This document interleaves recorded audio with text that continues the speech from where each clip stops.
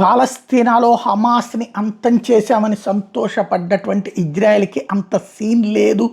మేము ఇప్పటిదాకా నీతో పద్దాక గొడవ ఎందుకులే, మేము దాక్కుని ఉన్నాం, ఇప్పుడు అవసరమైన టైంలో వద్దాం అనుకున్నాం అన్నటువంటి సంకేతం ఇచ్చింది. ఇప్పుడు హమాస్ తాజాగా వీడియోలు రిలీజ్ చేసింది.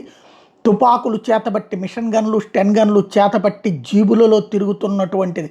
ఈ మధ్యన కొన్ని సినిమాలు మనకు వచ్చినాయి కదా, ఆఫ్ఘనిస్తాన్ అట్లాంటి తరహాలో అనమాట. హమాస్ రోడ్ల మీదన ఓపెన్గా దిగింది.